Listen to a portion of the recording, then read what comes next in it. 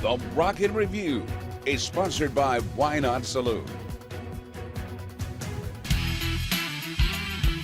We're so thrilled to have on the show an incredible musician. She has a unique gig being the fiddle player for the blues and rock-infused band Ghost Hounds. Kristin Weber, so good to have you on the show. Good to be here. Thanks, Eric. You know, I told you this, Kristen, when you walked in the studio, it's like going, okay, I've seen you around Nashville. And I was like, I've seen you around Nashville.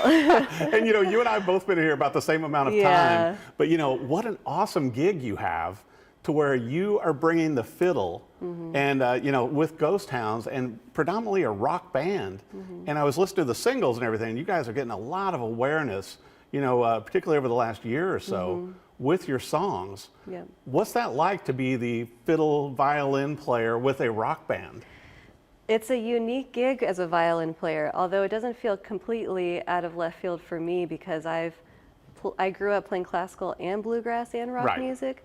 So it's the perfect fit for me, but that kind of like Cinderella gig doesn't exist for everybody. Well, you know, I was talking to where it's like, you know, your chops, you know, coming in the past, you've played with so many bluegrass bands also. So, you know, you studied at Berkeley, classically trained, and you're on the road playing with a rock band. And so I had to ask you, it's like going, how many effects pedals? And you're like the only one in the band not going through effects pedals. Yeah. I feel like that's what I bring to the band is like the authentic, because we're now starting to go for a little more country tinged. So you kind of want that authentic bluegrass fiddle sound. Right. And there's a lot of guitar effects happening, so I let them have their fun.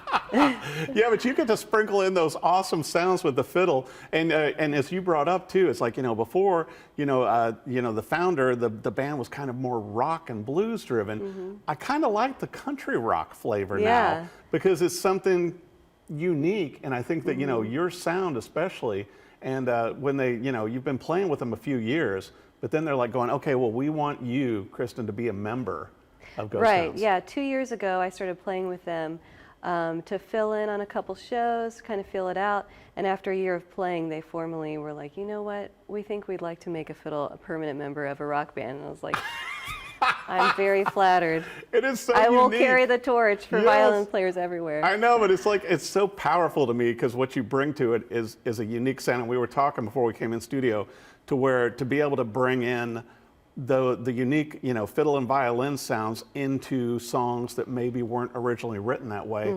Now they're writing songs to fit with you. Right, yeah.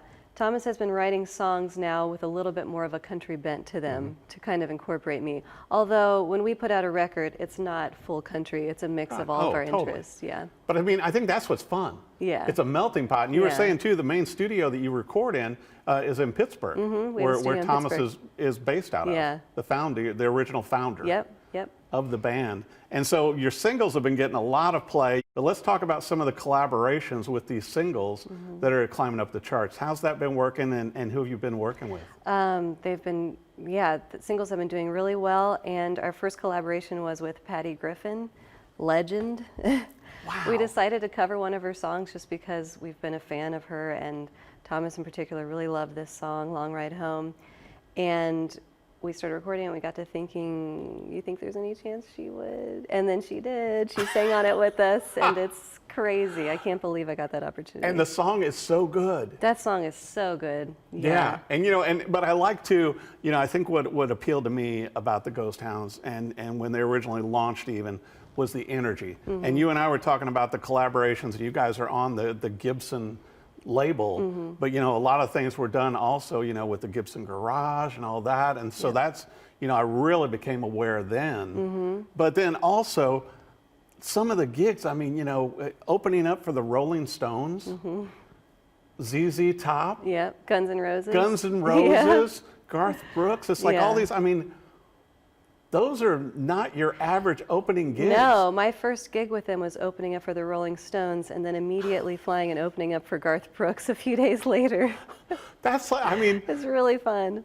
I don't know how you top that. You can't. You can't top opening for the Rolling Stones. Right. There's no greater band to open for. But also, you know, you got to tell me about this. I must know, what's it like when you're backstage with like the Rolling Stones, with Mick and Keith and you know? Well, I did get to meet them once, and they're just incredibly sweet and warm guys. They gave us hugs, shook our hands, said sweet things about our band and our music. They're great. Yeah. I mean, that's one of those pinch me moments. Oh, I mean, not that, you know, studying at Berkeley wasn't great, but when you're, you know, out on the road opening for the Rolling Stones, it's like going, hey, and your friends are like going, where's Kristen now? Trust me, I don't take it for granted. That experience was incredible. Yeah. And I grew up listening to them, and I would have never dreamed in a million years that I'd get to meet them. Well, but I've got to bring this up now, too. I've got to brag on you, Dora. The big news then going into 2025, obviously, is your own headline tour with the Ghost Hounds. Yep, we've got some things planned, some big things, yeah. I feel like eventually you need to do like your own cruise, you know, and then, you know, like the Ghost that's a good Hounds idea. cruise. Yeah, we you do. know? Yeah. And I've got to bring this up, too. Where did the name come from? Ghost Hounds is inspired by Robert Johnson and his song, Hounds, was it Hellhounds? And all of his references to that. So it's because we're basically a blues rock at our core. Right. So very much inspired by With the some original country blues. Well, now. Well, now with the little country fiddle inside, I can play the blues. But you know what's even better is when you can add one more string to a fiddle. Tori, when you've got a 5-string. I know a thing or two about that. If you only had one. Yeah, I recently acquired in the last year a 5-string fiddle because I wanted that lower C string sound to be able to play in a rock band, so that I can really like dun dun dun dun, dun really digging in on there. So I bought a brand new 5-string by a local maker named Ryan Hammonds, and I love it, and I play it all the time now. Right. It's fun to have that new power. It's like a secret power. Well, you know, and in your spare time also, and besides, you know, you've played, you know, with Margot Price and so many other artists around town, and I've seen you around town to where, you know, you can tell you love what you do, you know, and you really bring the artistry. But in your spare time now, you're writing more songs too. Yeah, nothing ready for the world, but but maybe in the next year or so. Maybe. Well, I don't know. We'll see what happens. No, I'd go see that. You know, it's like we were talking about a few minutes ago before we got on camera, that as a musician, you're always wanting to push yourself and try new things. And pushing myself to write songs on the side, pushing myself to like play with a rock band and a blues rock band, and yeah.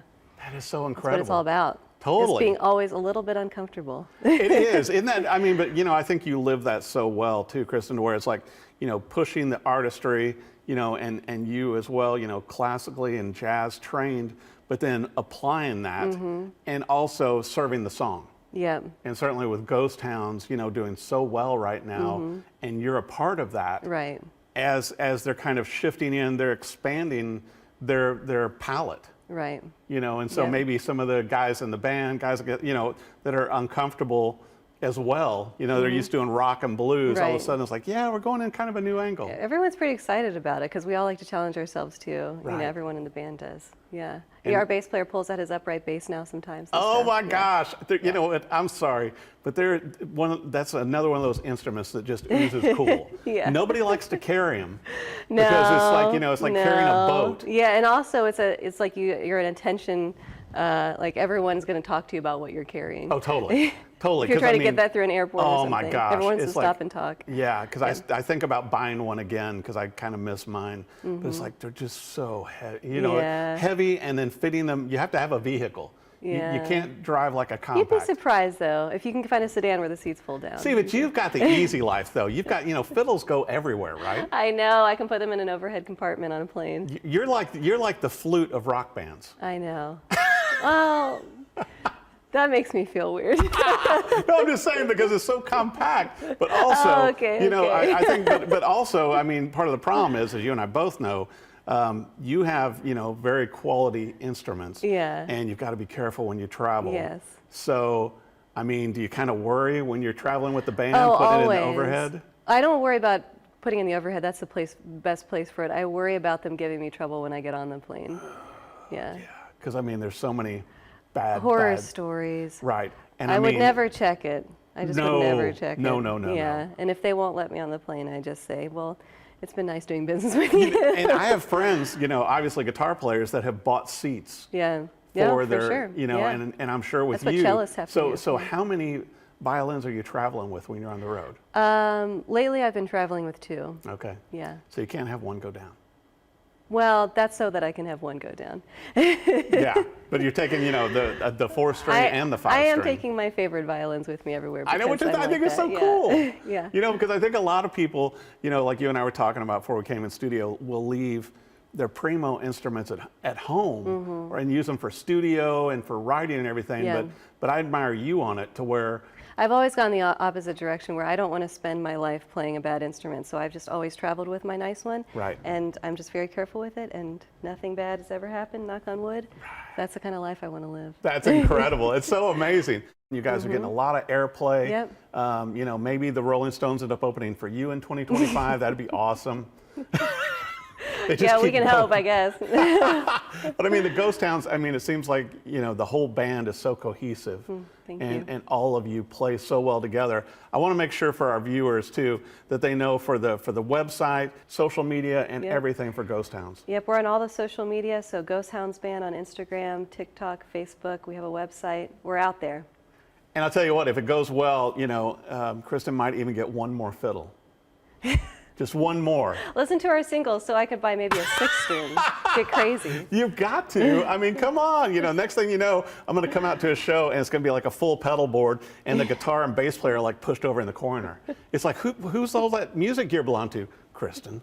Right there. The fiddle player with the ego. Yeah. Yeah, but you sound so great. And I mean, you're able to juggle those sounds between rock, blues, country rock, but also you've got the bluegrass chops.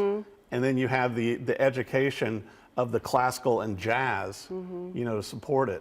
So it's got to be a lot of fun for you. It's so much fun to get to use all those voices.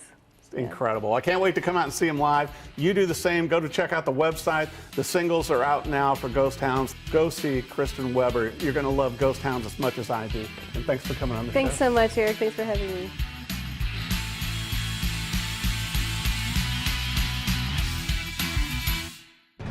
The Rocket Review is sponsored by Why Not Saloon.